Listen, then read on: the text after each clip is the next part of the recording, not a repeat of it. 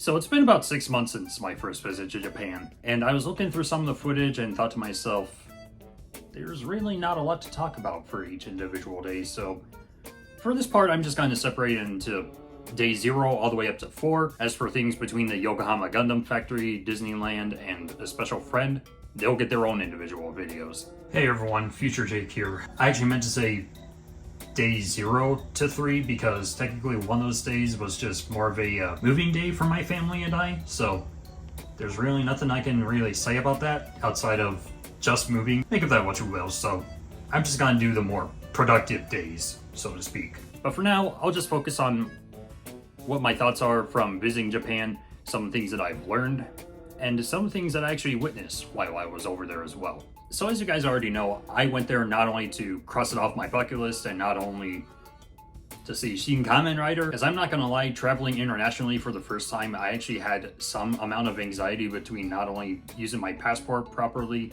and also trying to go through customs and all the other stuff, which I definitely felt some intimidation, but luckily I was able to go through things no problem and just went through everything like a champ. Also, it may or may not have been my first time actually building a Gundam inside an actual plane itself, at least in entry grade form. And I also unfortunately experienced some jet lag that unfortunately made me feel very drowsy, especially upon arrival, but luckily some of the food on the plane that they had was pretty good. And I definitely felt a huge difference in atmosphere, not only in regards to everything that's right in front of my predicament, from what I've witnessed while I was over there, but to also learn how to adapt to a different level of society that I've never encountered before. But needless to say, despite me being tired throughout the entire day, or at least throughout the entire flight from going from the land of corn all the way up to Nihon, it definitely was quite the experience, and I definitely felt a different sense of aura while being welcomed into an actual Japanese family, from an actual Japanese home, living in actual Japanese society. Luckily in my case, I didn't have to partake in any ceremonies, I didn't have to partake in any bathing in waters or any of the other stuff. It's just simply, welcome to our home, or shitsuretshimasu. And another thing I learned is something I also mentioned in my haul video for what I bought in Japan. It's mandatory to bring omiyage with you, which is pretty much like gifted essentials, so it can be anything between snacks, goodies, merch, whatever, because that's actually supposed to be properly greeted to you when you enter someone's home. And if you don't do that, it's pretty much the equivalent of giving somebody the bird. So bring some omiyage with you. So after getting some proper rest and actually waking up in the morning, we actually decided to watch Shin Kamen Rider at 9 a.m. on IMAX, and also afterwards do karaoke and visit Kamen Rider the Diner, which I've already mentioned and is also where I got this hat from. But the cinematic experience in Japan is definitely different compared to how it is here in the US. And let's just say going in the middle of the theater, just watching everything on the silver screen and just witnessing how the Japanese audience reacts to a certain film versus how us Americans react to a certain film, there's huge differences, I'm not gonna lie. And whenever there's a certain movie that comes out, there obviously has to be a lot of merch for said movie if it's very highly anticipated.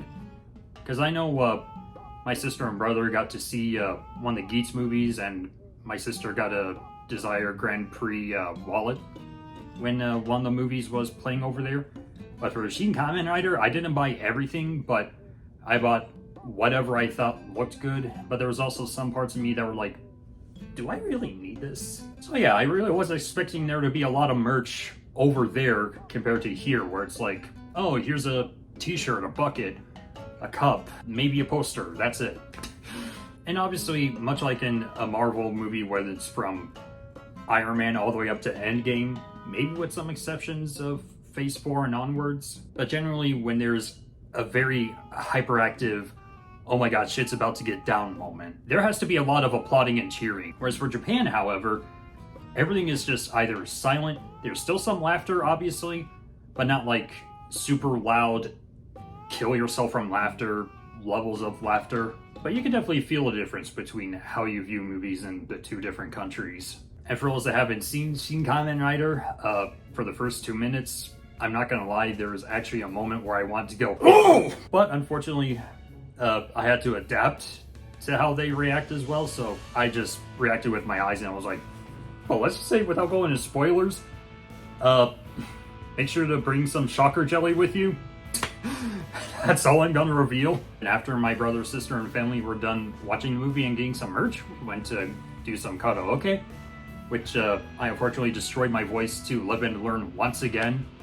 I really gotta stop doing that. But I also had fun singing to Gorillaz, as well as having fun doing the chorus to not only Just Live More, but also Anything Goes. Especially given my range, I couldn't help but resist doing those two choruses for those respective songs.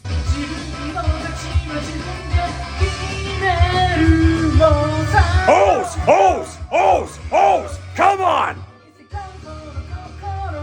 But needless to say, it was pretty fun with what the karaoke bars, or, well, not bars, but just like the karaoke floors were able to offer, between having the best omurice and yakisoba kamo that I was able to get, which I wasn't expecting that to be like a fusion, but it was still delicious nonetheless. For those wondering, yes, I did do Journey Through the Decade as well as the next decade, because I couldn't resist, because...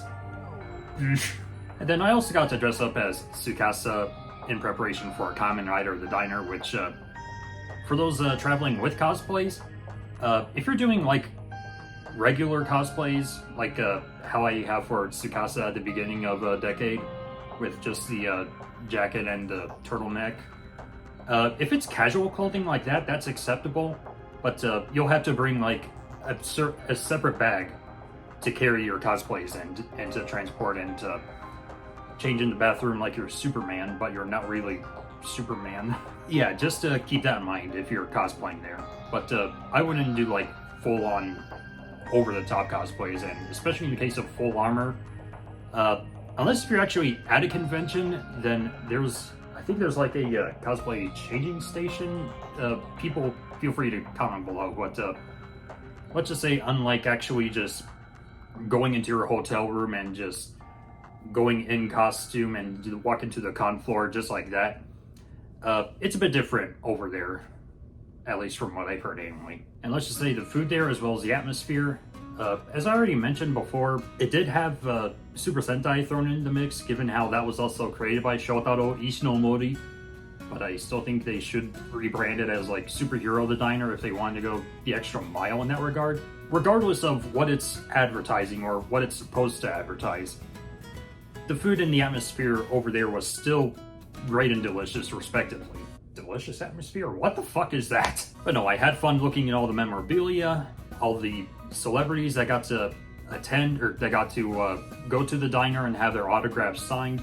And yes, I even came across Masahiro Inoue. And I also got to sit in the Dai Shocker chair, which I'm so proudly fond of. And the food was actually very delicious, especially with what I got. And yes, I also got to participate in the Den-O Rice Challenge, which, by the way, I won against my husband, so...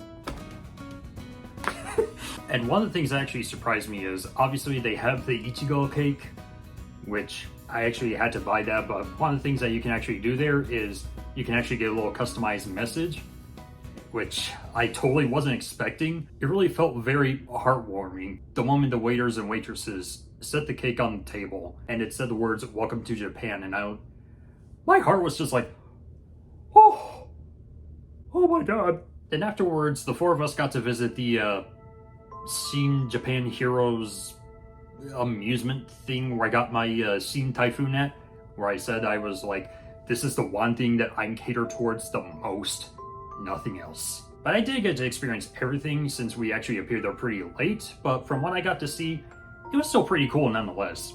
They had little standees that you can actually stand in front of, as well as the pre-henshined cyclone used in Shin Kamen Rider. And also, they had a little simulator thingy where you can actually ride the cyclone, and you actually rev it up like you're actually doing the henshin in the movie, and you can get certain prizes for that or something. I didn't do that, but one of my friends got to do it. And the unfortunate thing is, despite my limited knowledge towards the Japanese language, whenever someone was speaking Kamen Rider to me, I unfortunately brought up Tsukasa's line of "Tori shigai no Kamen Rider da," obodoke, unfortunately, is one of the main things you're not supposed to do, especially with, and I didn't know this beforehand, but it's regarding the use of tatemai, which the Japanese actually have to follow as a society, where you have to put on like your best face forward for everyone. Not only your best face, but also your best attitude, and just be the best you that you can be. Something along those lines. I knew that in regards to the workforce before arriving to Japan, but when it comes to like actually referencing pop culture, even if I'm not like using the top of my lungs like I'm Billing Mays or something, the Japanese actually don't like that. So if you're planning on quoting pop culture or doing anything else of that nature, then don't do it. People will eyeball you, judge you. Don't do that. So yeah, that's something I actually didn't know until a few days later, after I unfortunately underutilized or liked utilizing datemai, especially as a first-time visitor of the country. So day 2, there's really not a lot that happened outside of my brother and sister and I actually going to see, or going to Kitchen Cafe Granbon, the restaurant that's used in Kamen Rider Blade. And they also had the sign that they used for the show itself within the restaurant itself. And they also had some Blade minifigures and some memorabilia. And it just felt like a calm, cute atmosphere, especially for anyone who's either a Blade fan or not.